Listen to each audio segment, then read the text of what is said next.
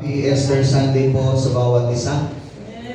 Sabi nga ni Pastor Dan kanina, buhay na buhay ba ang ating linggo ng pagkabuhay? Amen. Palakpakan muna natin ang ating Panginoon. Tandaan po natin, ang ating Panginoong Jesucristo ay isang beses lamang po namatay at isang beses lamang po siyang nabuhay na magmuli. Amen?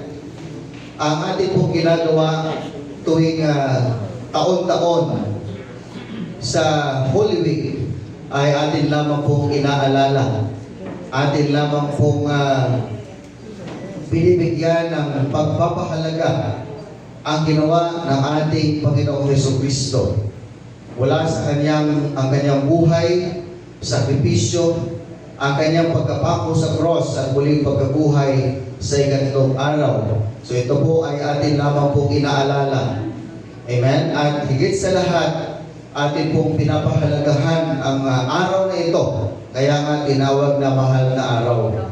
Ano? Ito po ay ating pinapahalagahan dahil yan po ang siyang dakilang ginawa ng ating Panginoong Jesucristo na siya ay namatay para lubusin tayo sa lahat ng ating mga kasalanan at nabuhay na magmuli upang patunayan sa Kanya, patunayan sa atin na siya po ay maliban sa napagtagumpayan niya ang kasalanan, ay napagtagumpayan niya rin ang kamatayan. But remember this, ang ating Panginoong Jesus ay namatay ngunit hindi siya nagkasala. Ipinako siya sa cross, ngunit nanatili siyang malinis, walang tungis ang kanyang pagkatao sa kasalanan sapagkat ang ating Panginoong Jesucristo ay banal. Amen? Ang ating Diyos ay banal.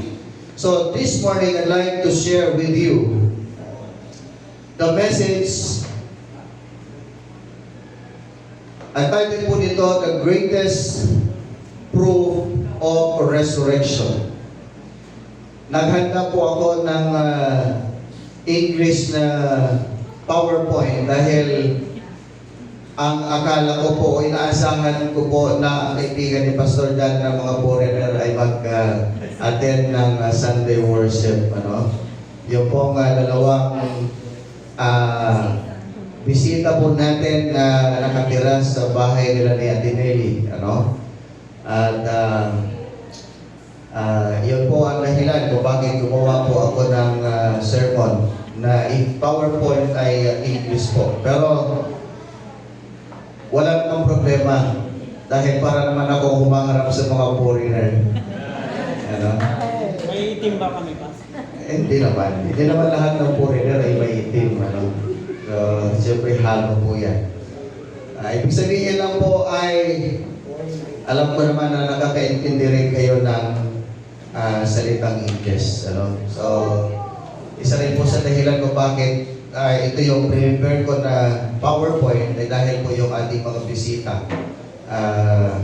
na foreigner ay hirap din po sila na magsalita ng English pero nakakaunawa po sila ng English. Ano? Okay, so the greatest proof of resurrection. Kapag tuwing mahal na araw, ang ano po ang pinaka tanong na ng ating pong kaisipan o ng ibang mga tao patungkol sa muling pagkabuhay ng ating Panginoong Jesus? What is the only question that matters on Easter Sunday?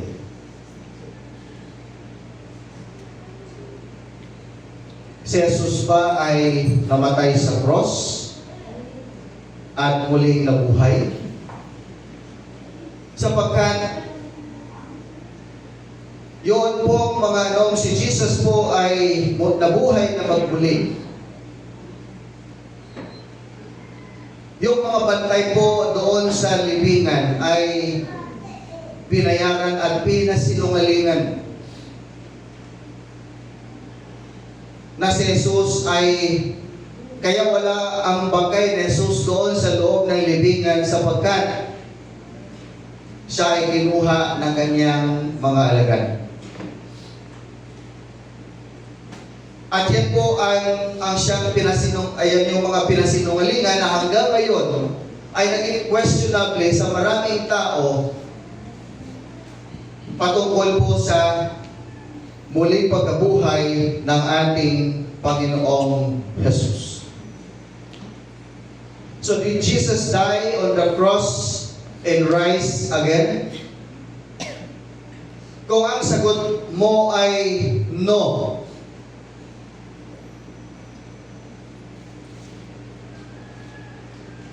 walang aasahan ang sino man sa atin pagdating po sa eternal hope or eternal life.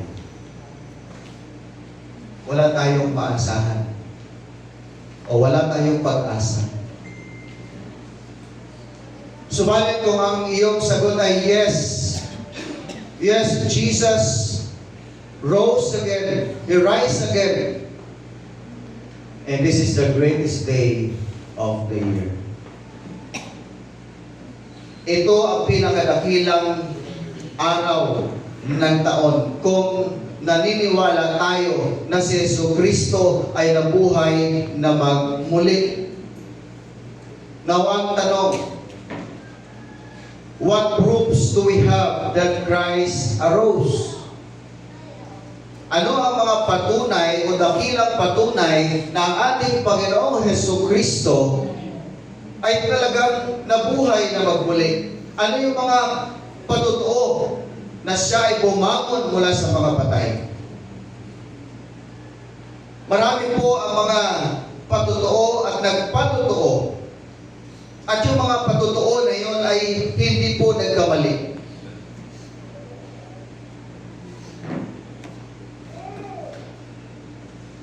Ano-ano po ang mga patotoo na yan? Ang libingan na sinara ng husto, no? Nakasil.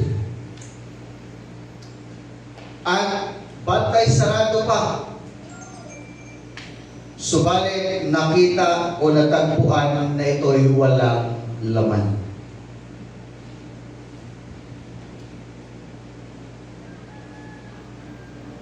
At ang mga eyewitnesses ay nagpatotoo. Sino po itong mga eyewitnesses na ito? Yung mga disipulo ni Jesus na kung saan ay nakita nila, naranasan nila ang mga pangyayari noon kasama ang ating Panginoong Jesucristo. Ibig sabihin, sarili nilang mga mata mismo ang nakakita kung ano ang totoong nangyari. At yan po ang kanilang pinatutuhanan.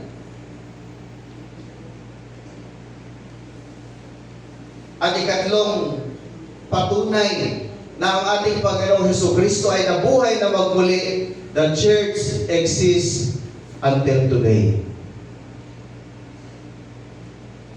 Sino-sino po yung church na yan na nag-i-exist hanggang ngayon? Tayo po yun. Ikaw, kapatid. Ikaw na nagpapatuloy na sumasamba at naglilingkod sa ating Panginoong Jesucristo. Hindi ka man eyewitness, pero makikita natin ang pinaka-higit sa lahat, the greatest proofs of the resurrection are changed lives. Yan po ang pinaka-dakilang patunay o patotoo na nabuhay na magmuli ang ating Panginoong Jesucristo dahil po sa mga buhay na binago ng ating Panginoong Jesucristo. Amen? At ano-ano po ang mga pagbabago na yan? Ano-ano ang mga makikita nating pagbabago sa buhay ng mga eyewitnesses, ng mga disciples ni Jesus? Bago po tayo magpatuloy, let's come to the Lord in prayer. Heavenly Father, we are so grateful, Lord.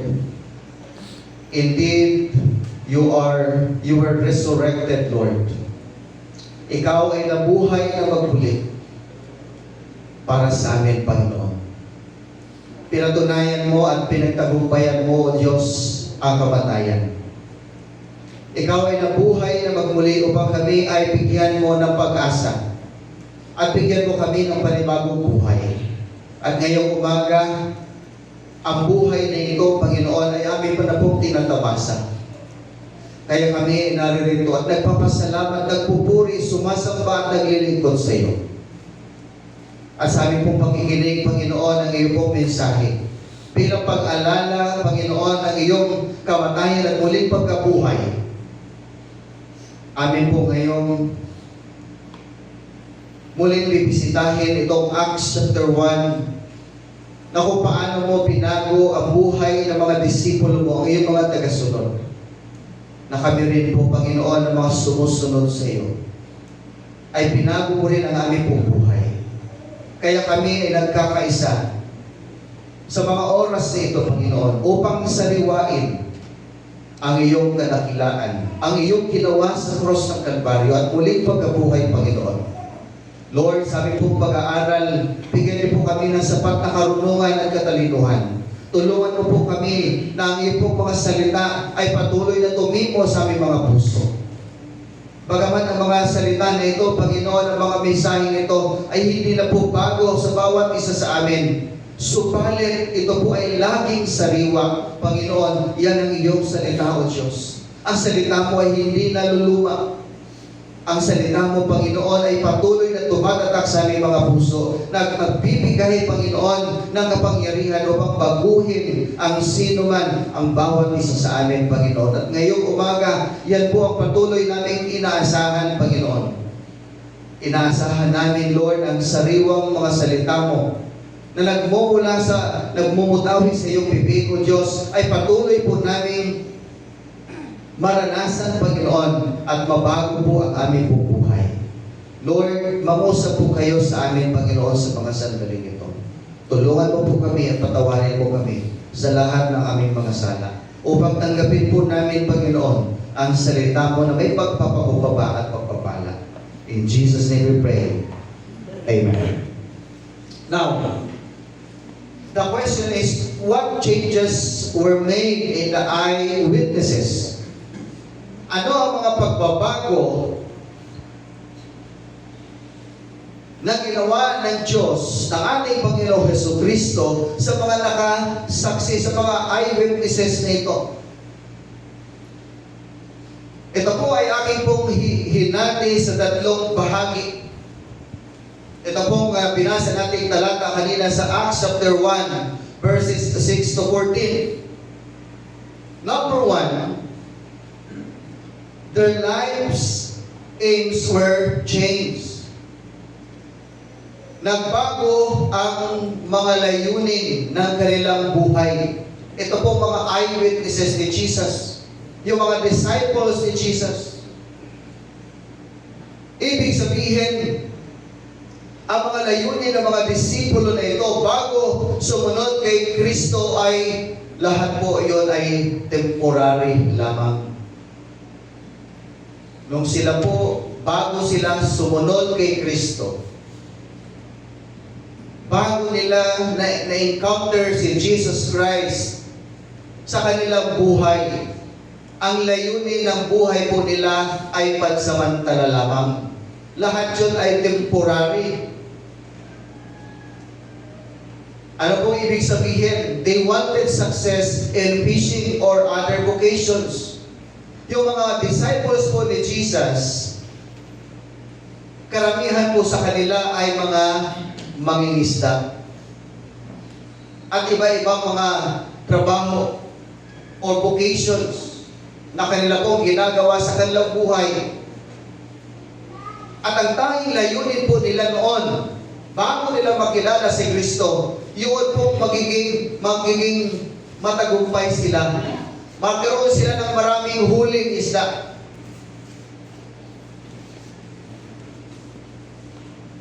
Para matugunan ang kanilang pangangailangan at maibenta nila sa merkado at magkaroon sila ng ipon. So magkaroon sila ng maging successful lang sila sa fishing. At yung iba sa kanilang vocation, sa kanilang mga kanya-kanyang trabaho na ginagawa at ginagampanan. They wanted to gather what they could of this world's goods. Ang layunin po nila, ang gusto nila,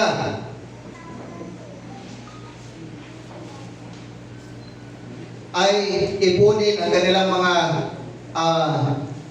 nakakalakal o yung kanilang makakaya sa mundong ito kung ano ang tingin nila na makakabuti at makakatulong lalo na sa kanilang mga pang-araw-araw na pangangailangan.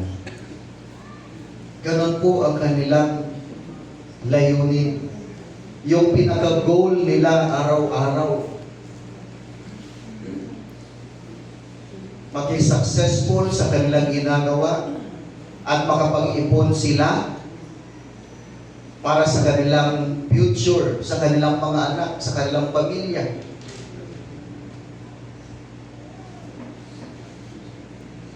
Subalit, noong nakilala nila si Kristo,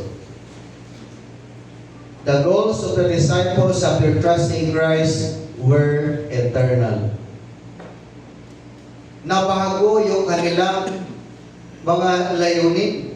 They wanted to learn more about Him, about Christ, to gain more in His kingdom. Yung dating mga disipulo ni Kristo na ginugugol nila ang kanilang oras dati sa pagtatrabaho para sa kanilang pamilya, para sa kanilang kinabukasan. Pero nung nakilala nila si Kristo at nagtiwala sila kay Jesus, ang gusto na nila, ang layunin na nila ay lumago sila sa kanilang pagkakilala sa Panginoon. Kaya nga, kung kayo po ay nagbabasa ng Bible, may mga part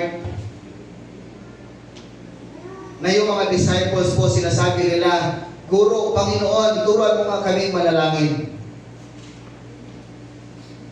Turuan mo kaming manalangin. Bakit? Dahil nakikita nila kay Jesus kung paano nagiging effective yung kanyang ministry dahil po ibinababad nito ni Jesus yung kanyang panahon sa pananalangin. At gusto rin po ng mga disciples na ito na sila po ay maging effective doon sa kanilang ginagawa, sa kanilang ministry. Araw-araw nakasama ang Panginoong Hesus. Ganon din po sa pangangaral ng mabuting balita. Habang kasama nila ang Panginoong Hesus, nakita nila ng personally kung paano mangaral ang Panginoong Hesus sa maraming dako, sa maraming lugar. Nakita rin nila, na-experience nila kung paano ang Panginoong Hesus ay nagpapagaling ng mga may sakit at nagpapalayas ng mga demonyo o inaalihan ng demonyo. So they wanted to learn more about Him to gain more in His kingdom. In fact, dalawa sa kanyang mga disciples ay gustong umupo sa kanyang kanan at sa kanyang kaliwa na trono. Ito po'y patunay lamang na yung mga disipulo ng Panginoong Jesucristo ay gusto rin nila na magkaroon ng authority. Gusto rin nila na magkaroon sila ng kapangyarihan. Yung makaupo sa kanan, kamay at kaliwa na trono ng ating Panginoong Jesucristo. Sabi po ng Mark chapter 10 verse 37, they replied, "Let one of us sit at your right hand and the other at your left in your glory." Yan ang kanilang kahilingan. Pero nirebuke sila ng Panginoong Hesus. Kung gusto mong maging dakila, dapat ka munang magpakaalipin.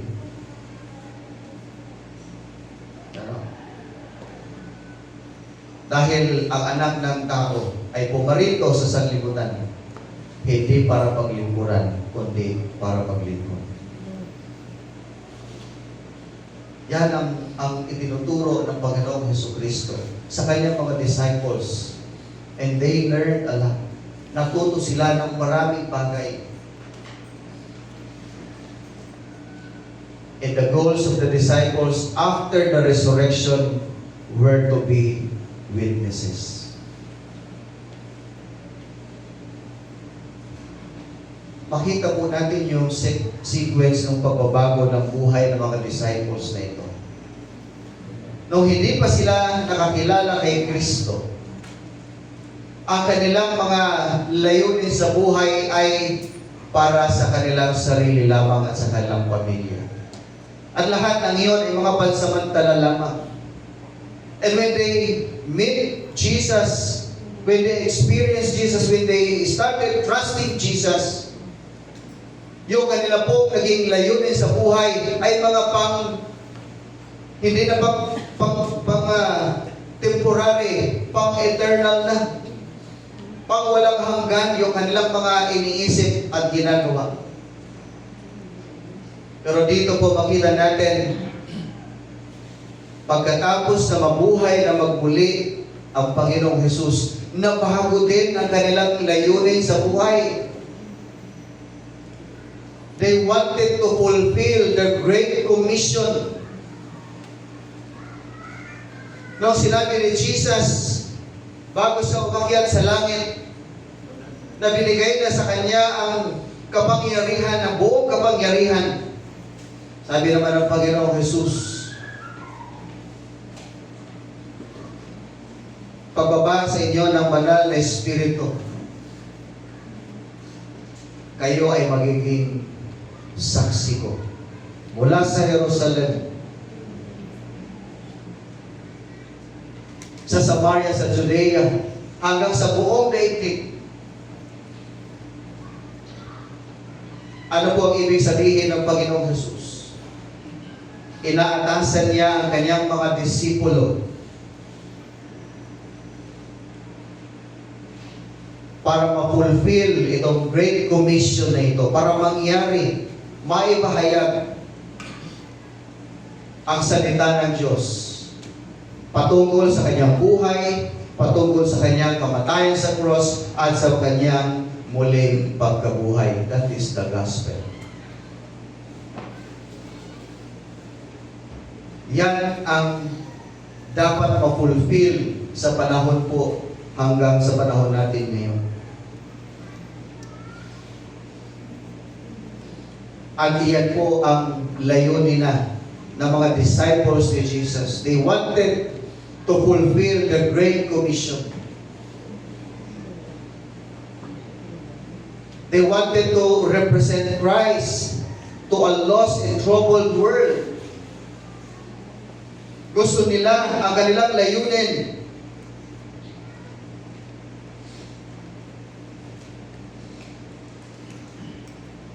ay magpahayag ng mabuting balita, i-represent ang kanilang sarili doon sa mga taong naliligaw ng landas at sa magulong sanlibutan na ito, magulong mundo. Yan ang nais nila pagkatapos na mabuhay na magmuli ang ating Panginoong Jesucristo. Ganyan din po dapat ang magiging layunin ng ating buhay. Amen? Nakilala na natin si Jesucristo. At mula nung bago natin makilala ang ating Panginoong Jesus, para tayo mga alagad ni Jesus nang hindi pa sila nakakilala kay Jesus. Ang ating din pong layunin noon ay yung mga bagay na pansarili lamang. Yung mga gusto lang natin, hindi yung kalooban ng Panginoon. Nung naranasan natin si Kristo sa ating buhay and we started trusting Him, nabago yung layunin ng buhay natin. Tumingin na tayo sa pangwalang hanggan. Yun ang gusto natin. Kaya tayo ay sumasamba at naglilingkod sa Kanya. But how about after the resurrection of Jesus? Mababago rin po ba ang ating pong layunin? At ngayon, ito po ang ating sineselebrate ngayon. Binabalik tanaw ang muling pagkabuhay ng ating Panginoong Jesus. Ang layunin po natin dapat ay yung kumatawan tayo sa mga taong naliligaw ng landas. Amen? Yun ang nais ng ating Panginoon. And then the second point is their anticipations about the future change. Sa Acts chapter 1 verse 6 to 11. One longed to know if this was the time to begin the kingdom. May mga alagad si Jesus na nagtanong sa Kanya bago sa umakyat sa langit, Panginoon, ito na ba ang simula ng paghahari mo? Pero hindi sinabi ni Jesus yung totoong sagot. Bakit? Upang sa ganon, yung mga disciples niya at tayo po ng mga tagasunod niya ay hindi magpakampante. Kundi patuloy lamang tayo na magsikap para palaguin ang kaharian ng ating Panginoong Jesucristo. Amen? Now they understood that Christ would return to establish His kingdom. Naunawaan nila na ang Panginoong Jesucristo sa Kanyang pagbabalik ay doon niya itatatag ang Kanyang kaharian. Nakuha po natin yung logic na mensahe ito. Kaya hindi po sinabi ni Jesus yung kasagutan doon sa kanilang mga katanungan para hindi po sila maging kampante, kundi para maging tapat sila hanggang sa muling pagbabalik ng ating Panginoong Jesucristo. Upang sa ganon, sila po ay dapat maging busy sa ginagawa ng sa pinapagawa ng Panginoong Jesucristo. Tayo rin po, hanggang ngayon, hindi po natin nakuha yung kasagutan. Hindi po natin alam kung kailan darating ang ating Panginoong Jesucristo. And the reason why, because nais po ng Diyos na tayo po ay magiging busy sa Kanyang kingdom. Para maging busy po tayo sa Kanyang pinapagawa sa atin, hindi po sa maraming bagay sa mundong ito. Yan po ang nais ng ating Panginoon. They must win as many as possible while they had time. Nasa ganun sila po ay sige lang, no? Punta lang ng punta sa mga lugar na kung saan ay maraming mga tao na nangangailangan ng salita ng Diyos.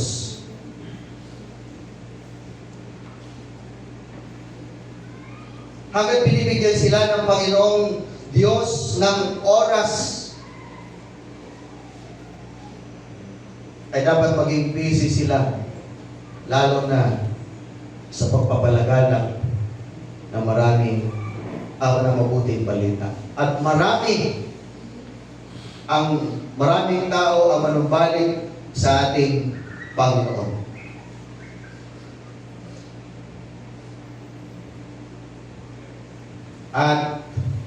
And they must live holy lives while awaiting His return. Hindi lamang po sa pagpapalaganap ng mabuting balita ang kanilang pong ginagawa, kundi para mapanatili na ang kanilang buhay ay mamumuhay sila ng may kabanalan. Habang hinihintay nila ang muling pagbabalik ng ating Panginoong Jesucristo. Sabi nga sa 1 John chapter 2 verse 28, "And now, dear children, continue in Him, so that when He appears, we may be confident and unashamed before Him at His coming." Sabi ng sulat po sa unang Juan, manatili tayo sa presensya ng ating Panginoong Jesucristo. Ibig sabihin, gawin po natin ang mga mahalagang bagay na pinapagawa sa atin ng ating Panginoong Jesus. Upang kapag siya ay nahayag, ay magkaroon tayo ng tiwala at walang kahihiyan sa harap niya at sa kanyang pagparito.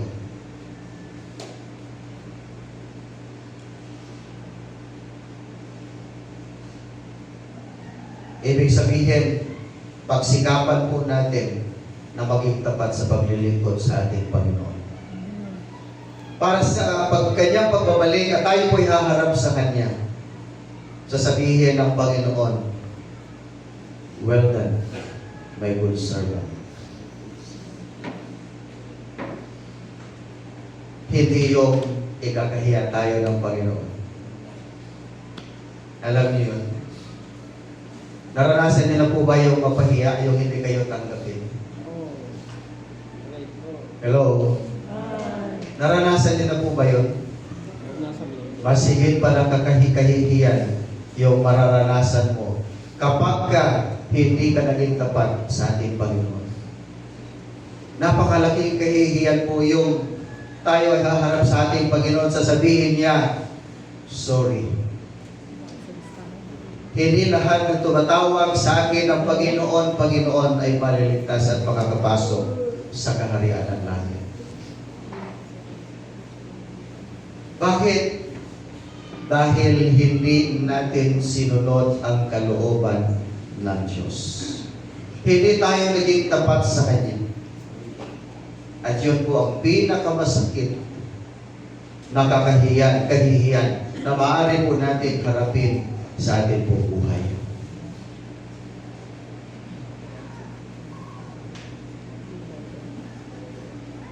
And they would spend their lives anticipating that day. Gugugulin nila ang kanilang buhay sa paghihintay sa araw na iyon. Mga kapatid,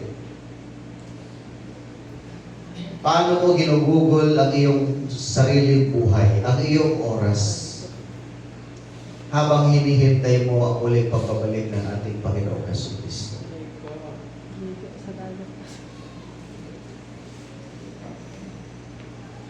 Parang yung message ni DMS noong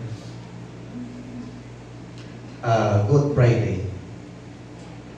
Si Moody ba yun? Pastor Dan, yung nagsabi. Na tinanong daw siya, "How do you spend your time?"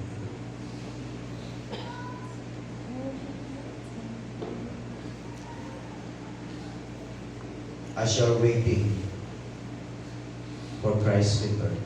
Ano yung, paano mo gugugulin ang oras mo hanggang sa muling pagbabalik ng ating Panginoon Jesus?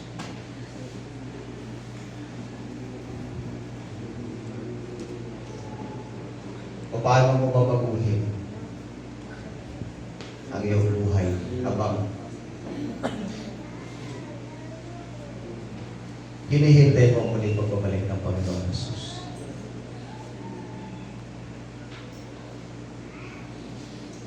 May babaguhin tayo kung alam natin sa sarili natin, hindi pa natin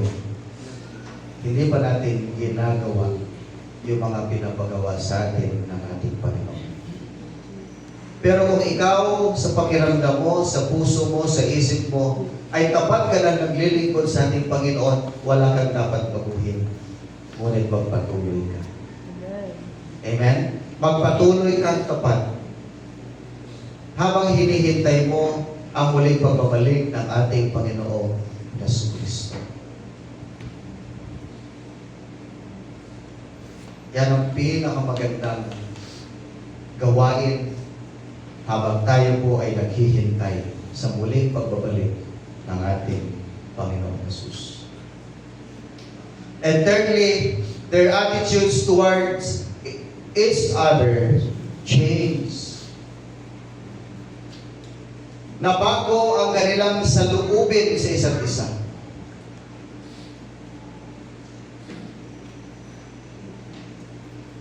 Nagkaisa na silang lahat, nagsasama-sama.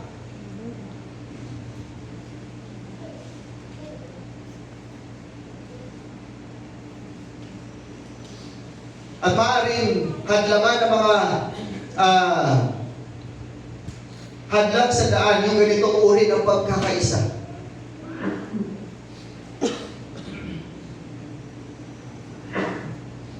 Bakit? Ano yung maaaring maging hadlang sa kanila ng mga disciples ni Jesus?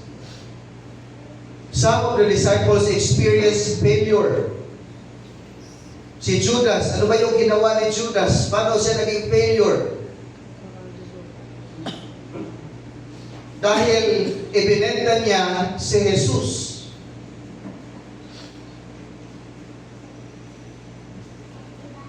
Para siya ay dapin at ipako sa cross. Si Peter, anong ginawa po ni Peter?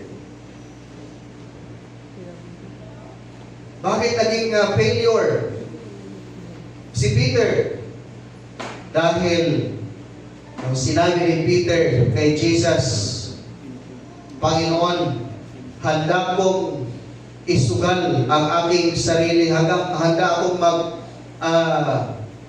magpakamatay para sa iyo. Pero anong sabi ni Jesus? Pedro, pag dilaok ng manok, 3 beses mo ako i-deny.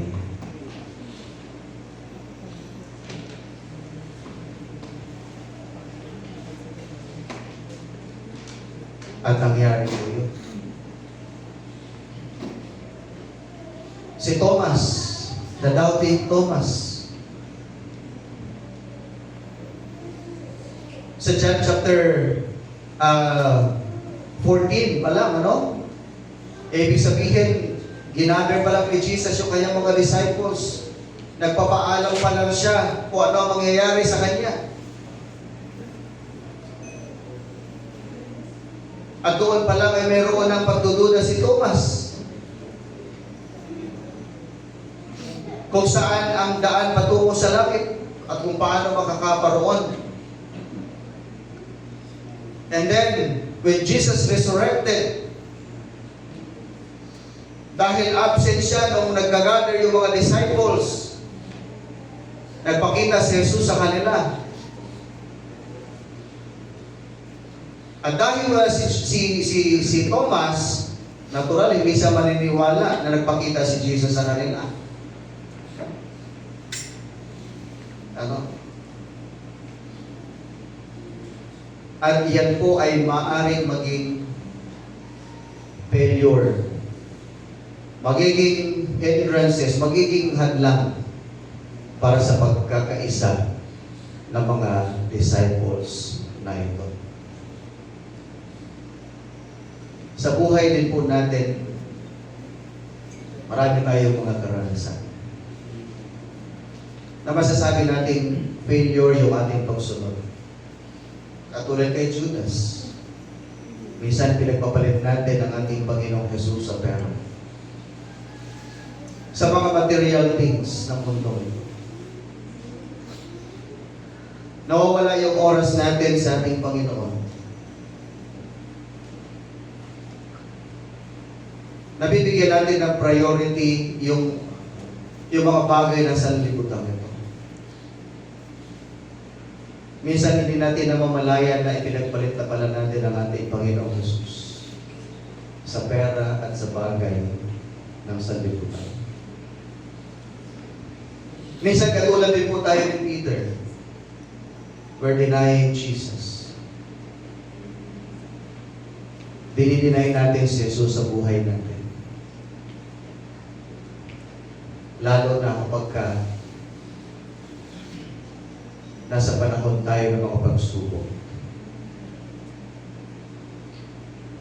Dinidinay natin ang Panginoong Jesus. Hindi natin nakikita yung kanyang mga ginagawa para sa atin. Pakiramdam natin nag-iisa tayo at hindi kumikilos ang kapangyarihan ng Diyos sa ating buhay. Sometimes we are like Peter, denying Jesus 3 times. Pero baka mas sa atin hindi lang 3 beses. Hello? Baka maraming beses na dinideny natin ang ating Panginoong Jesucristo. And how about doubting Thomas? Kasi panay-panay ang absent natin sa gawain ng ating Panginoon. Marami tayong namimiss. Kaya ang nagiging dahilan, hindi tayo agad naniniwala. Katulad ni Thomas, absent ng absent. Kaya, absent din yung blessing sa atin. Hindi rin natin nararanasan yung pagpapala ng ating Panginoon. Kaya minsan, kine-question natin ang kabutihan ng Diyos.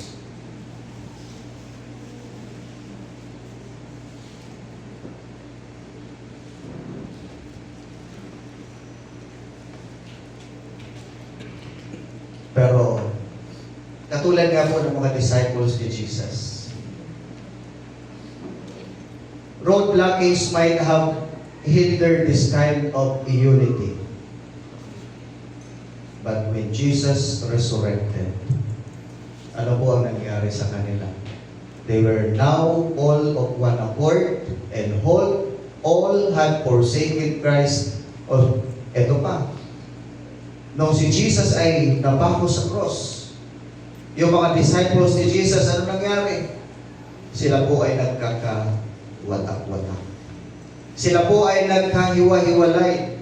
Sila po ay kanya-kanya ng takas sa takot na baka sila naman ang isusunod.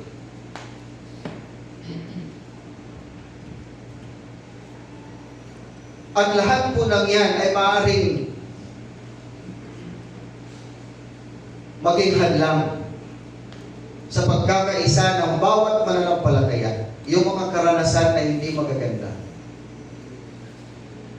Pero dito po pinakita ng salita ng Diyos, now they love one another, forgave one another, and changed the world.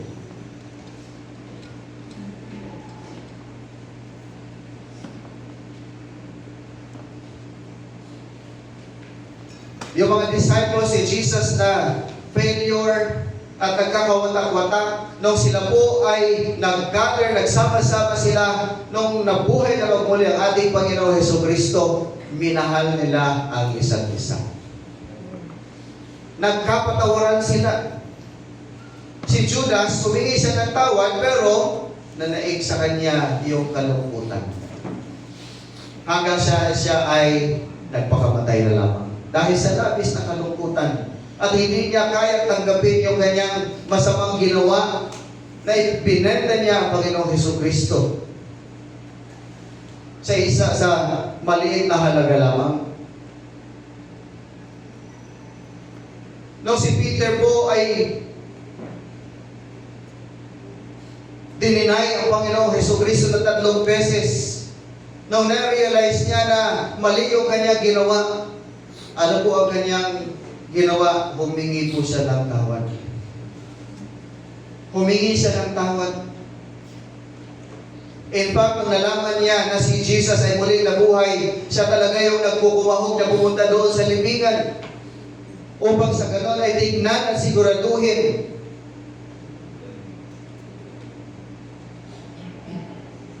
at pagkatapos nilang magkapatawaran sa isa't isa, kinalimutan nila ang kanilang mga nagawang kasalanan sa isa't isa. At sila po ay nanumbalik, nagkaisa, at nagmahalan.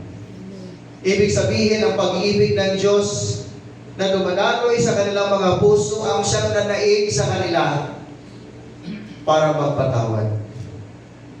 Hindi mananatili yung galit at manatili yung failure sa kanilang puso, kundi nanaig ang pag-ibig ng Diyos sa bawat isa sa kanila. Amen? At hindi lamang po yun. Sama-sama sila na binago ang mundo. Sama-sama silang binago ang mundo sa muling pagkabuhay ng ating Panginoong Jesucristo. Kaya makita po natin yung mga susunod na talata. Hindi po sila tumitigil sa pag-gather, pagsasama-sama. Kumakain sila ng sama-sama. Yung kanilang mga ari-arian ay ibinibenta. Nagbenta yung mga mayayaman ng kanilang mga kayamanan at ibinigay doon sa mga mahihirap na nangangailangan. At sila ay palaging nagsasama-sama, kumakain, nanalangin at nag-worship sa ating Panginoon. Kaya yung mga sumunod na nangyari, libo-libo ang nagbabalik loob sa Diyos. Dahil po sa kanilang pagmamahalan, pagsasama-sama, pagkakaisa, bilang magkakapatid kay Kristo. Church, gusto ko po tapusin ang mensahe ngayong umaga sa mamagitan po ng dalawang katanungan na ito. What changes has made the risen Christ made in you?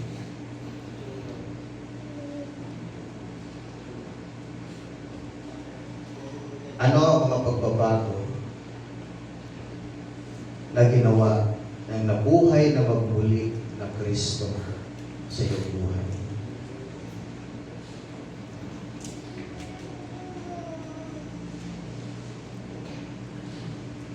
Ano po ang nagawa ng Panginoong Jesucristo sa buhay niyo? Na mga pagbabago na maaari mong masabi, heto ako ngayon. Ako ay tagasunod ni Kristo. Mula nung nakilala ko siya, mula nung ipinagkatiwala ko ang aking buhay sa Kanya, at ito yung buhay ko na binago mula noong nabuhay na magmuli ang Panginoong Jesucristo.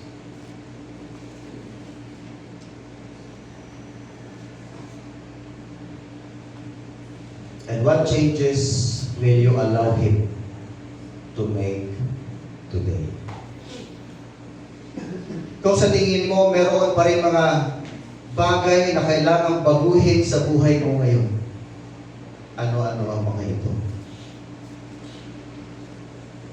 Ano-ano ang mga ito? Church, yearly, tayo po ay ating inaalala ang kamatayan at muling pagkabuhay na magmuli ng ating Panginoong Jesus. At alam ko po na mayroong mga pagbabago na ginagawa ang Diyos sa ating buhay.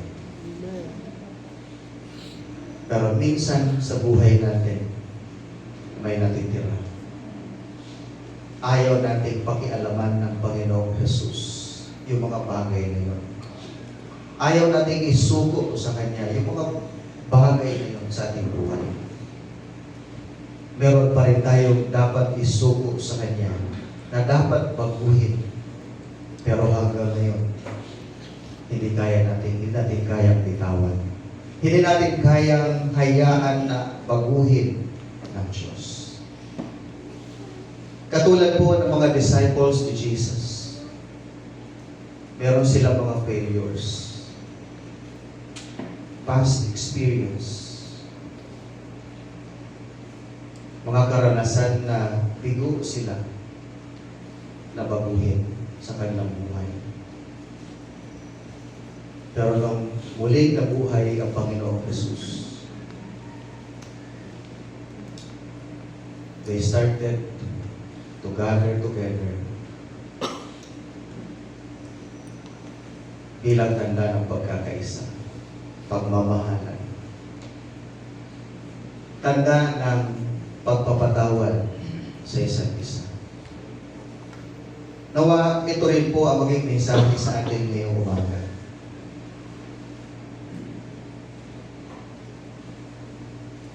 Ang Kristong nabuhay na magmuli, ang siyang bumilos sa ating buhay. Baguhin niya tayo. Kung meron man tayo mga hindi pa natatawad, patawarin natin sila. Hindi para kang lumaya, kundi dahil maging ikaw pinatawad ng Panginoong Jesus. Amen? Magandang umaga po sa ating lahat at pagpalain tayo ng ating